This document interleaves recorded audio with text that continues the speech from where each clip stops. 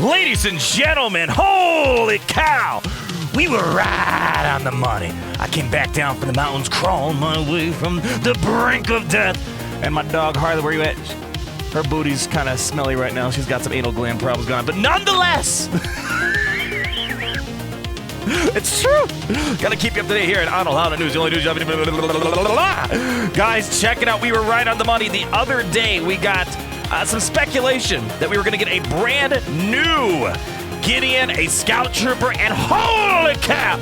Both of those are right, and even more is happening, y'all. We talked about in our speculation video the other day that the Imperial Troopers, it breaks my heart. The math is just showing. I know at lower division they're good, but at the end game and even in some of the non-end game, Imperial Troopers are losing their luster. Wampa stomping the Imperial Iden Special Forces. Veers struggling in a lot of the new generation teams. Gideon not even really doing anything at endgame except some really cheeky tricks once in a while, and he could never use his lead with the Imperial Remnants. We are solving pretty much all of those problems, and they have a much bigger future. Holy cow! Let's get you right into news. I am beyond excited, man. My oh my. It's a great day, y'all. Let's go. Hop on over. Take a look at the kit reveal here. I want to point a few things out. We already kind of highlighted some of the big things. Number one, Iden Versio getting better. Imperial Troopers could also utilize this. Gideon, Imperial Remnants are going to have a full team finally. And on top of all that, here's what you got to know here. We already had a video earlier on today. If you missed it, oh boy, you might want to go check it out. Basically, the crate dragger raids confirmed it's going to be obsolete. And I said in the video, why would I want to invest in Omicrons for raids if they're going to be, they have a guaranteed expiration date? Bausch Leia is going to be useless for me in a couple months.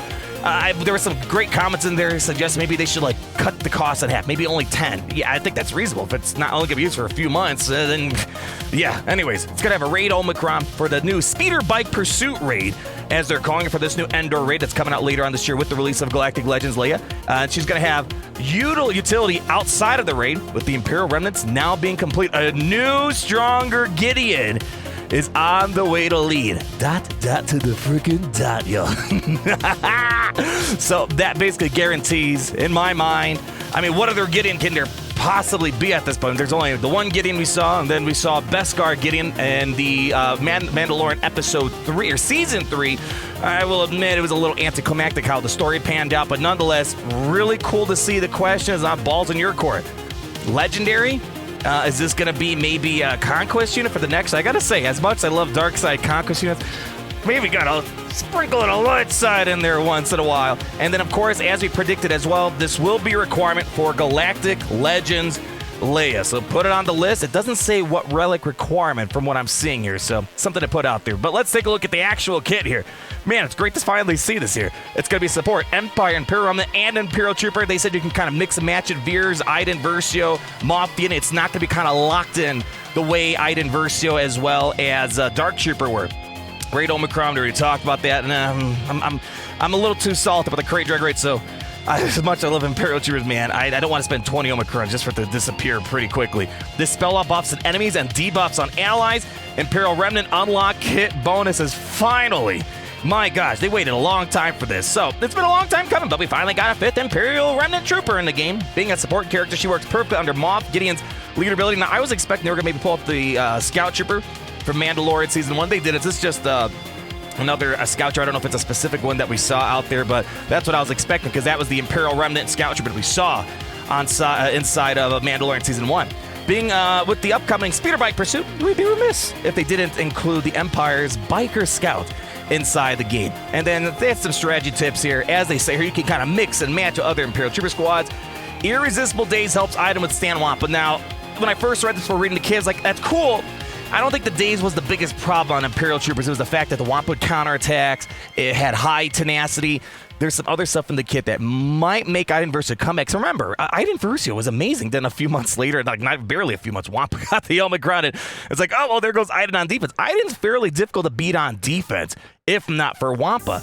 And on top of it, we have calling target allies to assist. Big damage under Imperial Remnant leaderships. Start battles off strong with special too. Already went through all that. Let's get into the money, honey. Basic ability, prepared shot.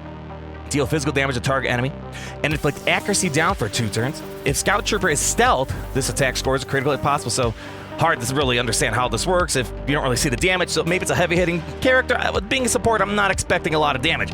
During Scout Trooper's turn, this is where I think might help Handle Wampa. During Scout Trooper's turn, Imperial Trooper allies gain potency up for 1 turn. Imperial Remnant allies gain offense up for 1 turn. So no matter where she is, it's going to work out great. So in a Veer's lead, extra buffs means more turn meter potentially.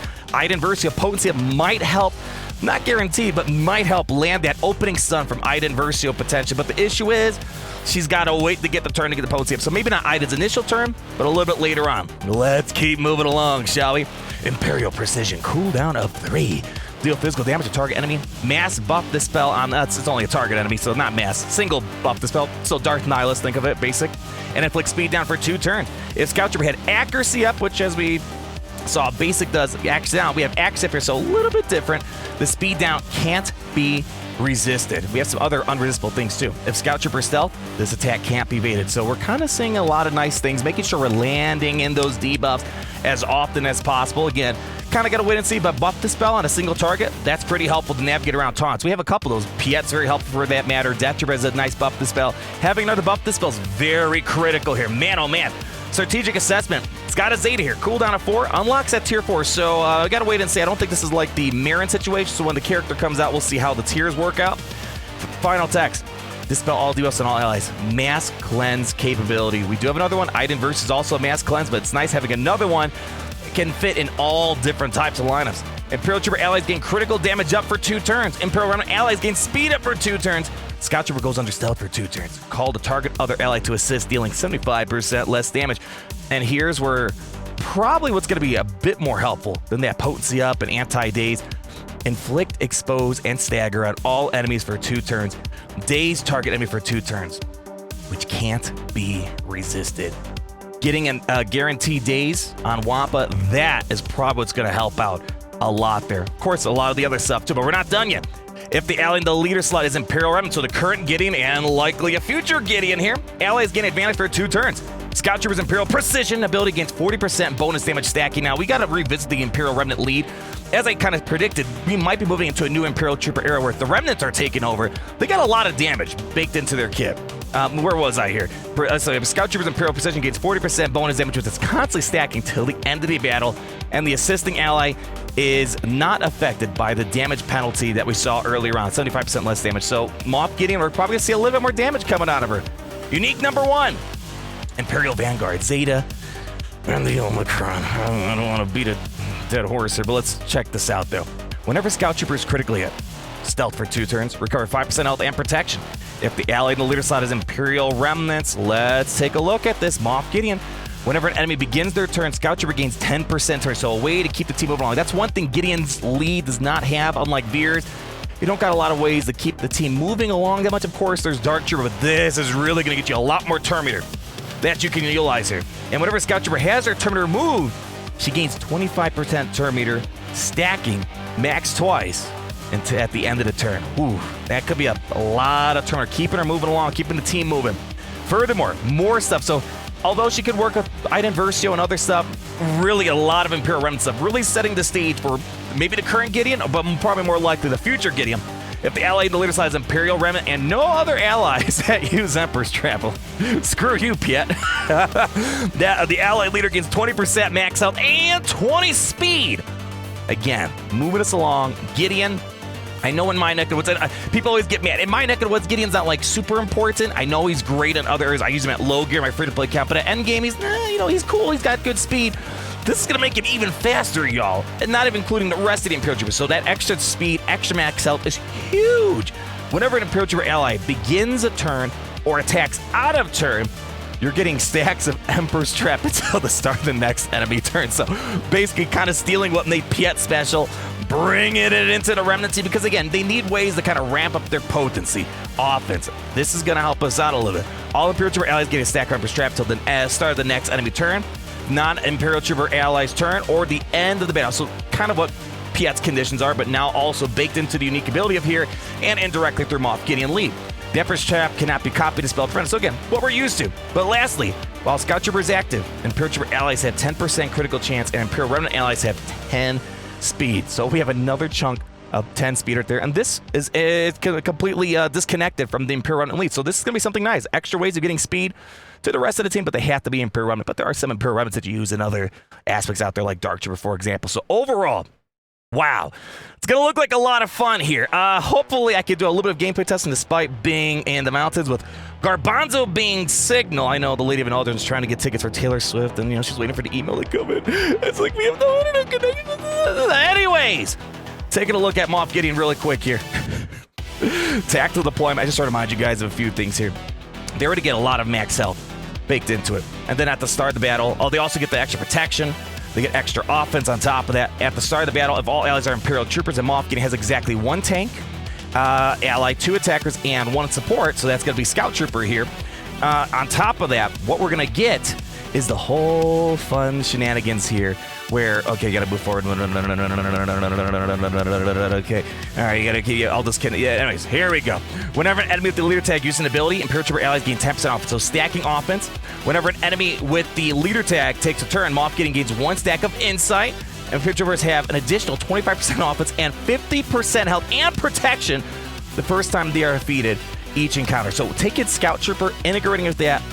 I don't know if I'm ready to say it's going to be better than Veers right now, better than Iden.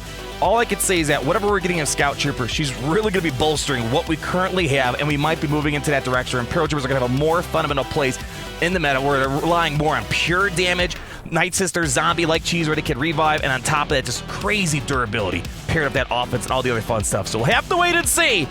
But as we've seen, needed for Leia, Scout Trooper, Beskar Mando, or whatever they're going to call him, down to the new, more powerful Moth Gideon in the future. Man, super excited, man. Rough Death, of course, one of my most favorite characters happening during the week. I'm extremely busy, but nonetheless, really excited to see where this is going to take us all. Y'all, there's so much to talk about. Leave a comment down below. What are you feeling? Are you feeling good? That's number 1. Number 2, what are we thinking of the Gideon? How are we going to get him?